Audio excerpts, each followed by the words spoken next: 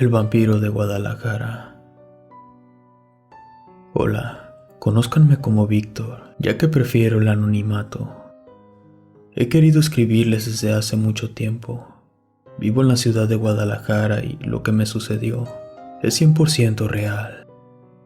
Si alguien no me cree, no se preocupe, le entiendo. Y si alguien ha vivido algo similar, por favor les pido que me hagan llegar su historia. Una noche, cuando caminaba de la universidad a la casa, pasé por un pequeño callejón que era anormalmente más oscuro que todos los demás. A pesar de que era noche de luna llena, no podía apreciarse nada en su interior. Y al pasar, escuché como si alguien en su interior me hablara, y después sonreía. Me dio un escalofrío terrible, como cuando un perro te sorprende intentando morderte. Y así se me enfrió la sangre en ese momento. Apresuré el paso y dejé atrás ese callejón temiendo que fueran pandilleros. Estuve a punto de correr, pero sentía que si lo hacía, me iría peor. No quería mostrar miedo, no quería que me vieran como una presa a la cual podían dañar fácilmente. Al llegar a la esquina de la calle, antes de dar vuelta, giré mi cabeza para ver hacia atrás y verificar que nadie me siguiera, y efectivamente, me encontraba solo. Además, al ser una calle más iluminada, comencé a sentirme más seguro. Seguí caminando, y tal vez eran mis nervios, pero escuchaba pasos detrás de mí, y al voltear, no había nadie. Así que paré mi paso, y al hacerlo, aquellos pasos apresurados aún se escuchaban detrás de mí. El miedo me consumió, así que corrí lo más rápido que pude por las próximas 3 cuadras hasta llegar a mi casa. Rápidamente abrí la puerta y me encerré. Al ver por la ventana no había nadie más, sin embargo, podía escuchar algunos susurros fuera como si una sola persona hablara. Fui a mi habitación y me acosté a dormir. Yo no soy originario de la ciudad de Guadalajara. Yo vine a estudiar desde Tepic, Nayarit. Así que yo vivía completamente solo en una casa vieja de renta. Pasaron los días y todo transcurría normal. Iba y volvía a la escuela y me ejercitaba en las mañanas. Hasta que, en un mes aproximadamente, volvió a suceder. Salí hasta tarde de una de las clases. Caminaba solo hacia mi hogar. Y siempre que pasaba por ese callejón, recordaba lo sucedido. Y al voltear, siempre estaba iluminado por algo. Pero esa vez, pude ver la misma oscuridad que se tragaba todo lo que fuera que entrara. Cuando finalmente lo crucé, escuché el gemido de una mujer. Era como si se quejara. Y después, un leve llanto. Yo no pude evitar retroceder. Quizá esa chica podría necesitar ayuda. Así que rápidamente regresé para mirar dentro de ese callejón. Pero como les mencioné, estaba completamente oscuro. Saqué mi celular, encendí la lámpara y alucé hacia adentro. Ahí pude ver a la chica amordazada en el suelo por un hombre. Su aspecto era de vagabundo, con sus ropas rasgadas y sucias, y un cabello canucio desordenado. Y ahí, la chica alzó su mirada hacia la luz de mi celular e intentaba gritar mientras el hombre mordía su cuello, evitando que ella se moviera. En eso, yo fui quien gritó que la dejara en paz, que la policía estaba en camino. Muy molesto, ese hombre levantó su cabeza y ahí pude ver que tenía su rostro empapado en sangre. Inmediatamente me eché a correr. Y esa cosa dio un grito aterrador y podía escuchar cómo se acercaba cada vez hacia mí. No quise voltear hacia atrás. Al cruzar una calle, pude ver una patrulla que multaba a un vehículo. Comencé a gritarles y a correr más rápido para llamar su atención. Los oficiales me vieron y con desconfianza fueron a ayudarme. Cuando recuperé el aliento, solamente les comenté que un hombre golpeaba a una chica en el callejón de atrás, que estaba por matarla. Los oficiales rápidamente dejaron ir al conductor, me subieron a la unidad para indicarles el lugar, y al llegar, ellos bajaron con sus linternas y me pidieron que los acompañara. Yo en realidad no quería ir, pero no tenía opción. Al entrar al callejón, solo encontramos un pequeño charco de sangre. Hicieron caso a mi denuncia. Al ver eso, los oficiales solicitaron apoyo para encontrar el cuerpo de aquella chica. Rápidamente, en menos de 5 minutos, llegaron más unidades y una ambulancia. Todos buscaron por toda la cuadra, incluso en los basureros. Mientras tanto, tomaban mi declaración. Después escuchamos gritos. Un oficial la había encontrado. Esta mujer estaba en el mismo callejón, solo que se encontraba sobre uno de los edificios que lo conformaban. Todos estábamos consternados. ¿Cómo era posible que llegara hasta ahí o que el criminal la subiera? Simplemente no había manera de escalar esos muros. La chica ya estaba muerta. Rodearon el área y a mí me llevaron a casa. Yo estaba muy intranquilo. Necesitaba de alguien. Llamé a mis padres. Cuando mi madre contestó, no pude retener mi llanto. Yo decía muchas cosas y no podía calmarme.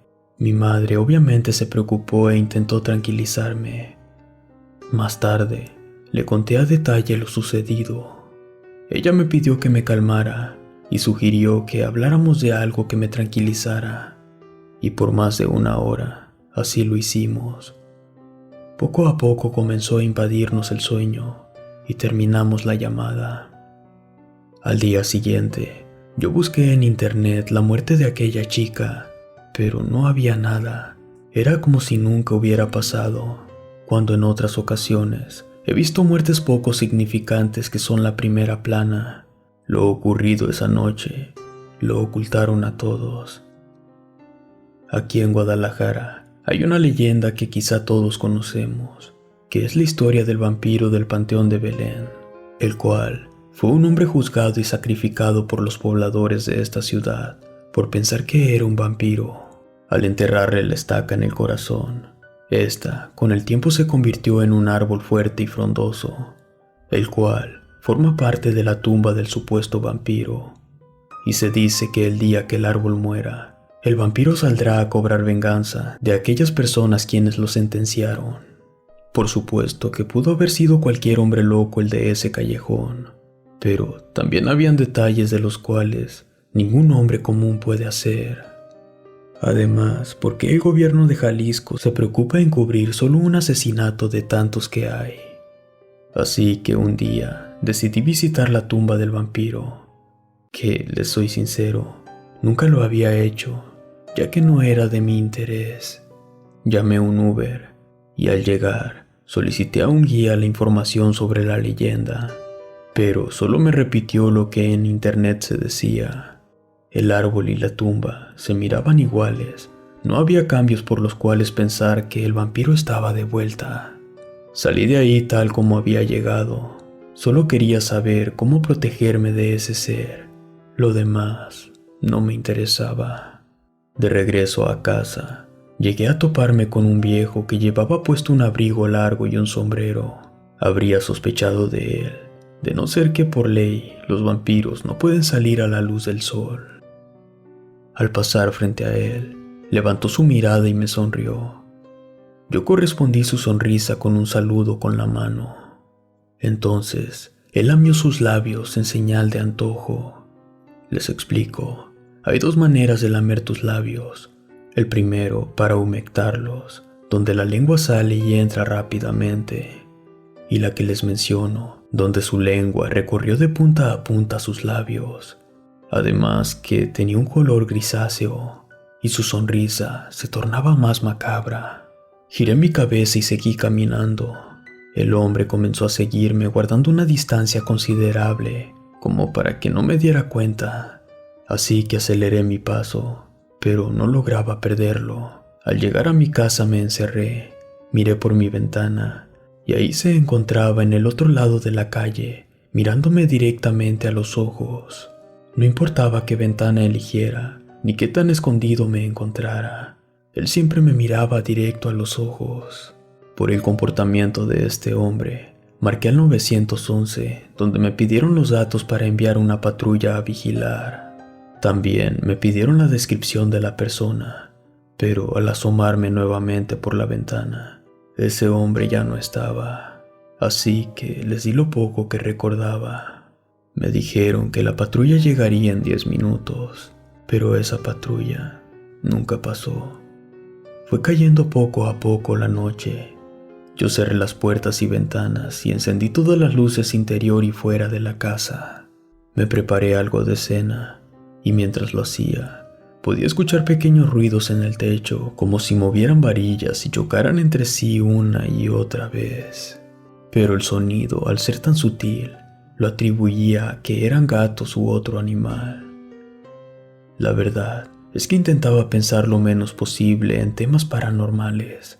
Ya estaba lo suficientemente nervioso como para estarlo aún más. Me senté a cenar y ahí mismo en mi cocina tengo una ventana con una cortina blanca que fácilmente se transparenta con la luz.